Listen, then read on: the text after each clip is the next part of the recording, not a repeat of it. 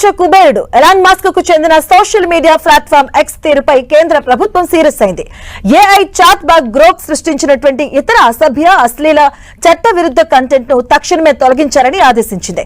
తీసుకున్న చర్యల నివేదికను 72 గంటల్లో అందజేయాలని తెలిపింది. లేదంటే చట్ట ప్రకారం చర్యలు ఎదుర్కోవాల్సిందంటూ హెచ్చరించింది.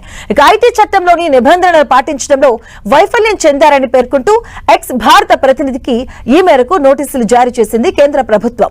ఎక్స్ లో అసభ్యకర కంటెంట్ కు సంబంధించి ప్రజలు, ప్రజాప్రతినిధులు, ఇతర భాగస్వామ్య పక్షాల నుంచి ఎప్పటికప్పుడు ఫిర్యాదులు వస్తూనే ఉన్నాయని కేంద్ర ప్రభుత్వం పేర్కొంది. ఇక ఇలా స్థానిక ఐటీ చట్టాలను ఉల్లంఘిస్తూ రూపొందించబడిన, వ్యాప్తి చేయబడిన కంటెంట్ మొత్తాన్ని తక్షణమే తొలగించాలని కోరింది. ఆధారాలను తారుమారు చేయవద్దని తాజా నోటీసుల్లో పేర్కొంది. అభ్యంతరకర కంటెంట్ యూజర్లు, అకౌంట్లపైన చర్యలు తీసుకోవాలని ఆదేశించింది. ఇక ఇదే ఆదేశాలు జారీ అయిన 72 గంటల్లోగా తీసుకున్న చర్యలకు సంబంధించిన నివేదికను అందజేయాలని స్పష్టం చేసింది. ఇక ఏఐ గ్రోక్ ను ఉపయోగించి కొందరు మహిళల చిత్రాలను మార్ఫ్ చేస్తున్నారని, ఆ ఫోటోస్ ను సామాజిక మాధ్యమాల్లో పోస్ట్ చేస్తున్నారంటూ శివసేన ఎంపీ ప్రియాంక చతుర్వేది కేంద్రానికి లేఖ రాసింది.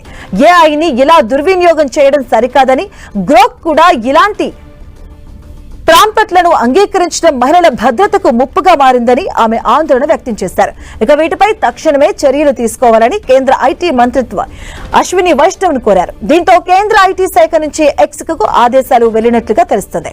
ఇక గ్రోక్ ఏఐ జనరేట్ చేస్తున్న చిత్రాలకు సంబంధించి వస్తున్నటువంటి ఫిర్యాదులపై కేంద్ర మంత్రి అశ్విని వైష్ణవ్ కూడా స్పందించారు. తమ ప్లాట్ఫామ్లలో పోస్ట్ అయ్యే వాటికి ఆయా సామాజిక మాధ్యమాలే బాధ్యత వహించాల్సి ఉంటుందంటూ స్పష్టం చేశారు. ఈ వేదికల జవాబుదారీతనంపై స్టాండింగ్ కమిటీ కూడా ఇప్పటికే కఠిన చట్టాన్ని సిఫార్సు చేసిందన్నారు. అసభ్య, అశ్లీల, చట్ట విరుద్ధమైన కంటెంట్ పై చర్యలు తీసుకోవడంలో విఫలమైతే న్యాయపరమైన పరిణామాలు ఎదుర్కోక తప్పదని సోషల్ మీడియా సంస్థలను హెచ్చరించారు.